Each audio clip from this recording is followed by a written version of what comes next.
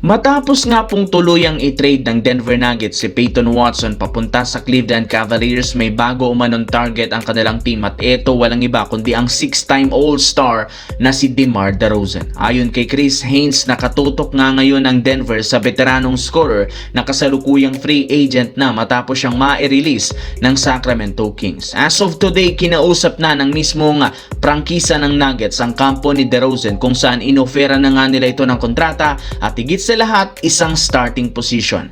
Meaning, kumpara sa ibang kupunan na interesado sa kanya, mas makakakuha sila sa Denver ng mas magandang role at mahabang minuto. Malaking bagay rin naman ito para sa Denver dahil si DeRozan maaaring magbigay ng karagdagang scoring, shot creation at veteran leadership sa paligid ni Nikola Jokic at Jamal Murray. Noong nakaraang season, nagtala nga si DeRozan na nag-average ito ng 18 points a game, 4.1 assist. Kaya malinaw na may kakayahan pa rin siyang maging reliable na scorer, pero hindi magiging madali ang pagkuha sa kanya dahil maraming contender ang interesado kay DeMar DeRozan.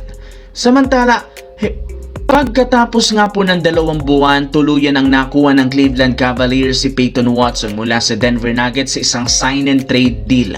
At bilang bahagi ng nasa trade, ipinadala ng Cavaliers si Max Strus sa Clippers. Nakatanggap rin naman ng Denver ng 2031 first round pick sa Cleveland at 2032 na galing sa Sacramento. Kasabay niyan, pumirma si Watson sa Cavaliers ng 4-year deal, $88 million na kontrata. Kasama na dyan ang player option. Sa pagkuha ng team kay Watson, magkakaroon sila ng isang malaki at athletic na versatile wing player.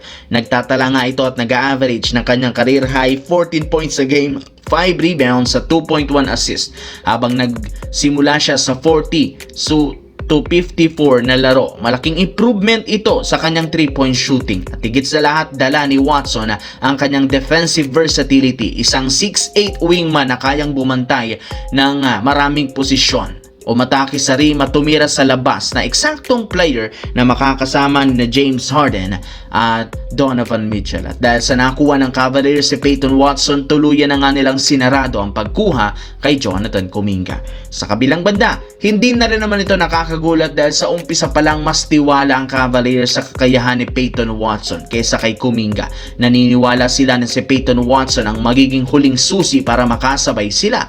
Siyempre, kagaya ng Philadelphia na kaya rin lang sabayan matapos makuha si LeBron James at Jaylen Brown. Kasunod ng ginawang galaw, nagkaroon sila ng mas pinalakas na starting lineup na sina James Harden, Donovan Mitchell, Peyton Watson, Evan Mobley at si Jarrett Allen, kasama sina Melek Thomas, Sam Merrill, Mario Hezonja, Jadon Tyson at Thomas Bryant. Samantala, nasa reserve list nila naman nila ang iba. Kumpara sa last season, mas versatile ang kanilang lineup ngayon kung ikukumpara sa ibang kupunan. Gagamitin nga nila ito para tapatan ang lineup ng Philadelphia 76ers ni LeBron James.